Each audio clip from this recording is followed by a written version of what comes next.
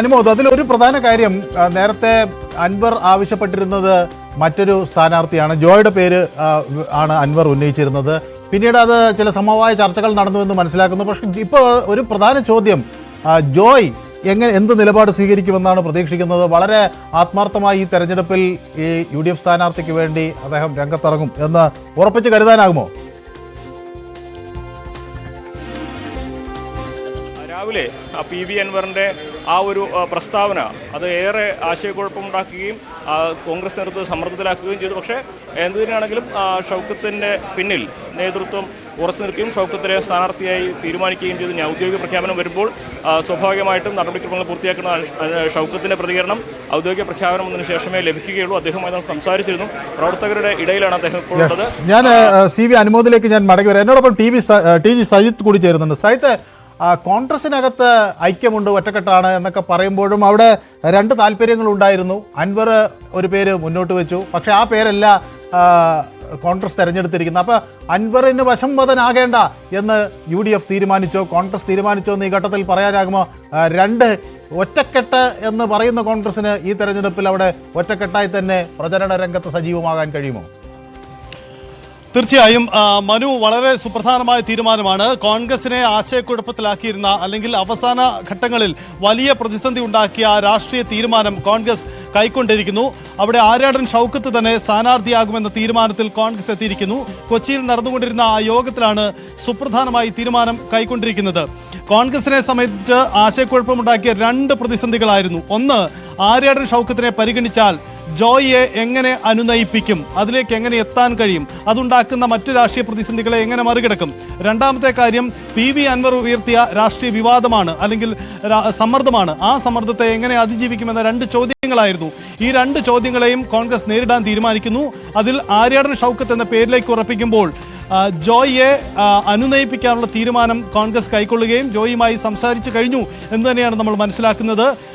ജോയി പൂർണ്ണമായും ഈ തെരഞ്ഞെടുപ്പിൽ സഹകരിക്കും. ഒപ്പം തന്നെ അദ്ദേഹത്തിന് മറ്റു ചില സാധ്യതകൾ തുറന്നിടുന്ന രീതിയിലേക്ക് ചർച്ചകൾ പോയി എന്നാണ് നമുക്ക് മനസ്സിലാക്കാനാവുന്നത്. എന്തായാലും ഇവിടെ ഒരു പ്രധാന കാര്യം നമ്മൾ ചോദിക്കേണ്ടത്, എന്തുകൊണ്ട് ഇത് ആര്യാടൻ ഷൗക്കത്തിലേക്ക് വന്നു? അത് ആര്യാടൻ മുഹമ്മദിന്റെ ആ ഒരു വലിയ ലെഗസിയാണോ?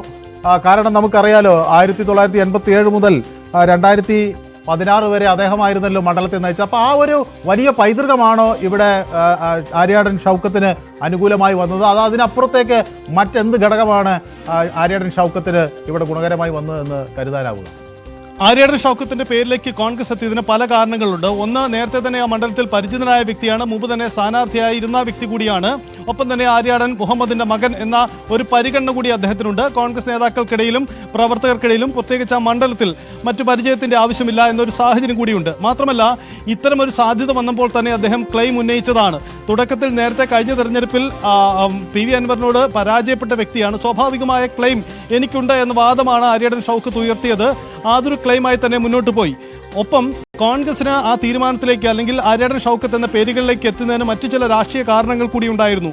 അതിലൊന്ന് ഒരു സാമുദായിക വിഷയം കൂടിയാണ്. കാരണം അവിടെ ആര്യാടൻ ഷൗക്കത്ത് എന്ന ഒരു മുസ്ലിം നാമധാരിയെ, മുസ്ലിം സമുദായത്തിൽ നിന്നുള്ള ഒരു വ്യക്തിയെ പരിഗണിക്കേണ്ട രാഷ്ട്രീയ സാഹചര്യം ആ മണ്ഡലത്തിലുണ്ട് എന്ന വിലയിരുത്തൽ കോൺഗ്രസ് ഉണ്ട്. പ്രത്യേകിച്ച് മുസ്ലിം ലീഗിന്റെ നിലപാട് ഇക്കാര്യത്തിൽ വളരെ നിർണായകമാണ്. ലീഗിന്റെ സംഘടനാപരമായ ഇടപെടലുകളാണ് ആ മണ്ഡലത്തിലെ ജയപരാജയങ്ങളെ സ്വാധീനിക്കുന്നത്. അതുകൊണ്ട് തന്നെ ലീഗിന്റെ പിന്തുണ ഉറപ്പിച്ചുകൊണ്ട് തന്നെയാണ് കോൺഗ്രസ് ഈ തീരുമാനത്തിലേക്ക് വന്നിരിക്കുന്നത് എന്ന ഒരു ഘടകമാണ്. മറ്റൊന്ന്, അടുത്തിടെ ഉണ്ടായ KPCC പുനഃസംഘടനയാണ്. KPCC പുനഃസംഘടനയിൽ ക്രൈസ്തവ വിഭാഗത്തിൽ നിന്നുള്ള ഒരാളെ KPCC പ്രസിഡന്റായി നിശ്ചയിച്ചു. സണ്ണി ജോസഫ് അങ്ങനെയാണ് അധ്യക്ഷനായത്. അങ്ങനെ വരുന്ന സാഹചര്യത്തിൽ വീണ്ടും VS ജോയിയെ പോലെ ഒരാളെ വീണ്ടും അവിടെ പരിഗണിക്കപ്പെടുമ്പോൾ അത് മറ്റെന്തെങ്കിലും തെറ്റിദ്ധാരണയ്ക്ക് ഇടവെച്ചേക്കുമോ എന്നൊരു ആശങ്ക കൂടി കോൺഗ്രസിന് മുന്നിൽ ഉണ്ടായിരുന്നിരിക്കണം. അതുകൊണ്ടുകൂടിയാവാം ഒരുപക്ഷെ ആര്യാടൻ ഷൗക്കത്തിന്റെ പേരിലേക്ക് തന്നെ എത്തിയതിന് കാരണം. സഹിത, അവിടെ ഒരു വിഷയം ഇപ്പോൾ മുഴച്ചു നിൽക്കുന്നത്, ഇത് അൻവർ എങ്ങനെ സ്വീകരിക്കും എന്നതാണ്. അപ്പോൾ നമുക്കറിയാലോ, ആദ്യം സജിത്തും ഉൾപ്പെടെയുള്ളവർ ഇത് കണ്ടു കാണുമല്ലോ. സ്വാഭാവികമായും അൻവറിൻ്റെ ഒരു പ്രതികരണം നമ്മളൊക്കെ നോക്കിയതാണ്. അന്ന് അൻവർ പറഞ്ഞത് ആര്യാടൻ ഷൗക്കത്ത് അതാരാണ് എന്ന തരത്തിൽ, അദ്ദേഹം എന്തോ കഥ എഴുതുന്നയാളാണ് എന്ന തരത്തിലൊക്കെ ആയിരുന്നു ഒരു പ്രതികരണം. പിന്നീടാണ് VS ജോയുടെ പേര് പറയുന്നത്. പിന്നെ ചില അനുനയ നീക്കങ്ങൾ നടന്നു എന്ന് വ്യക്തമാകുന്നു. പിന്നീട് അൻവറിൻ്റെ അതൃപ്തി കുറെ കൂടി വരുന്നു. അങ്ങനെ ഇനി ഈ അൻവറിൻ്റെ ഒരു പൊളിറ്റിക്സിന് അവിടെ വലിയ പ്രസക്തിയില്ല, അൻവറിന് വഴങ്ങേണ്ട എന്ന നിലയിലേക്ക് തന്നെയാണ് UDF, അതോ അൻവറിനെ വേറെ തരത്തിൽ സ്വാധീനിക്കാം എന്ന കാഴ്ചപ്പാടായിരിക്കും അവർ മുന്നോട്ട് വയ്ക്കുക? മനു, വളരെ പ്രസക്തമായ ഒരു വിഷയം കൂടിയാണത്. കാരണം ഈ PV അൻവറിന്റെ സമ്മർദ്ദം വലിയ രീതിയിൽ ഉണ്ടായിരുന്നെങ്കിൽ കൂടിയും ആ സമ്മർദ്ദത്തിന് വഴങ്ങേണ്ടെന്ന തീരുമാനം കോൺഗ്രസ് കൈക്കൊണ്ടിട്ടുണ്ട്. പക്ഷേ അത് അൻവറിനെ ഉപേക്ഷിക്കുകയല്ല, അൻവറിനെ ഒപ്പം ചേർത്തുകൊണ്ടുള്ള ഒരു നയതന്ത്രം തന്നെയാണ് കോൺഗ്രസ് ലക്ഷ്യമിടുന്നത്. നിലവിലുള്ള രാഷ്ട്രീയ സാഹചര്യം PV അൻവറിനെ ബോധ്യപ്പെടുത്താൻ ശ്രമിക്കും, അൻവറിനെ കൂടെ നിർത്തും. ഇതാണ് കോൺഗ്രസ് കേന്ദ്രങ്ങളിൽ നിന്നുണ്ടായിരിക്കുന്ന തീരുമാനം. പക്ഷേ പകരം എന്ത് അൻവറിന് പരിഗണന എന്ന ചോദ്യം കൂടി അവശേഷിക്കുന്നുണ്ട്. നമുക്കറിയാം അൻവറിന് രണ്ട് പ്രധാനപ്പെട്ട ആവശ്യങ്ങളാണ് ഉണ്ടായിരുന്നത്. അതിലൊന്ന് ആര്യാടൻ ഷൗക്കത്തിനെ അല്ല, മറിച്ച് അവിടെ VS ജോയിയെ സ്ഥാനാർത്ഥിയാക്കണം എന്ന ആവശ്യമാണ്. പക്ഷേ അത് പരിഗണിക്കപ്പെടുന്നില്ല. മറിച്ച് മറ്റൊരു ആവശ്യം കൂടിയുള്ളത് മുന്നണിയിൽ അദ്ദേഹത്തിന്റെ പ്രവേശനം സാധ്യമാക്കണം, UDFന്റെ ഭാഗം ഇതുവരെയും ആയിട്ടില്ല എന്ന കാര്യമാണ്. ഇക്കാര്യത്തിൽ ഒരുപക്ഷെ അൻവറിനെ ഒപ്പം ചേർത്താനുള്ള ഒരു സാധ്യത കോൺഗ്രസ് തുറന്നിട്ടേക്കാം. അതായത് അൻവറിന് മുന്നണി പ്രവേശനം ഉറപ്പാക്കുന്ന തരത്തിലുള്ള ഒരു സമവാക്യം കോൺഗ്രസ് എടുത്തേക്കാം, അല്ലെങ്കിൽ ചില ഉറപ്പുകൾ കൈമാറിയേക്കാം. അതായിരിക്കും ഇനി നടക്കാൻ പോകുന്ന കാര്യം. എന്തായാലും PV അൻവറുമായുള്ള ആശയവിനിമയം കോൺഗ്രസ് കേന്ദ്രങ്ങൾ ആരംഭിച്ചു കഴിഞ്ഞാണ് നമ്മൾ മനസ്സിലാക്കുന്നത്. അൻവറിനെ ഒപ്പം നിർത്തിക്കൊണ്ടുള്ള നീക്കത്തിലേക്ക് തന്നെയാണ് പോകുന്നത്. CV അനുമോദ് കൂടി നമുക്കൊപ്പം ചേരുന്നുണ്ട്. അനുമോദ്, ഈ അൻവറിനെ പറഞ്ഞ് ഈ കാര്യം ബോധ്യപ്പെടുത്താൻ കഴിയുമോ? അൻവറിന്റെ പൂർണ്ണമായ പിന്തുണ ഈ ഘട്ടത്തിൽ ഉറപ്പാക്കാൻ കഴിയുമോ? അത് ഏതെങ്കിലും തരത്തിൽ ഈ LDFനെ എതിർക്കുന്ന ഒരു വിഭാഗമുണ്ടല്ലോ, അതിൽ ഒരു വിള്ളൽ ഇല്ലാതെ ഇത് മുന്നോട്ട് കൊണ്ടുപോകാൻ എന്തായിരിക്കും കോൺഗ്രസ് ഉപയോഗിക്കുന്ന, UDF ഉപയോഗിക്കുന്ന തന്ത്രം?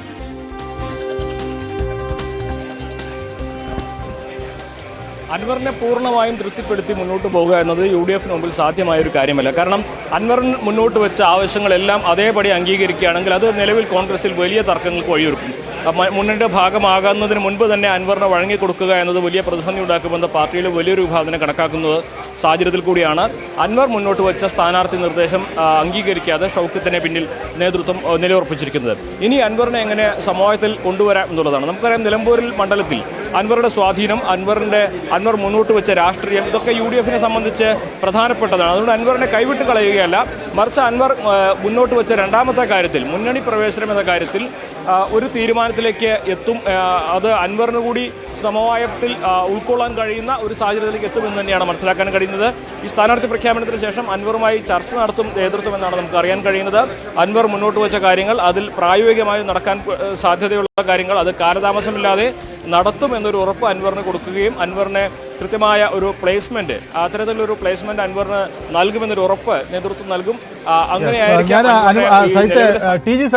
അതാണ് ഒരു വലിയ കാര്യം. അൻവറിനെ തൃപ്തിപ്പെടുത്താൻ ശ്രമിക്കുന്നു. പക്ഷേ നമുക്ക് ഈ പാലക്കാട് തെരഞ്ഞെടുപ്പിൽ കണ്ട ഒരു ഫാക്ടർ ഉണ്ടല്ലോ, അത് ഒരുപക്ഷെ വലിയ പ്രതീക്ഷയില്ലാത്ത ഘട്ടത്തിൽ CPM കോൺഗ്രസിൽ നിന്ന് അവിടെ ഒരു വിമത ശബ്ദം ഉയർത്തുന്ന നേതാവിനെ അടർത്തിയെടുക്കാനുള്ള ഒരു നീക്കം നടത്തുന്നു. അത് വരാനിരിക്കുന്ന, ഒരുപക്ഷെ പാലക്കാട് CPMന് അത്ര പ്രതീക്ഷയില്ലാത്തൊരു സ്ഥലമായിരുന്നു. വരാനിരിക്കുന്ന തെരഞ്ഞെടുപ്പുകളിൽ അങ്ങനെ ഒരു സാധ്യത ആളുകൾക്കുണ്ട് എന്ന് കോൺഗ്രസ് UDF ചേരിയെ ബോധ്യപ്പെടുത്താൻ കൂടി ആ നീക്കം ഇന്ന് ഉപകരിച്ചു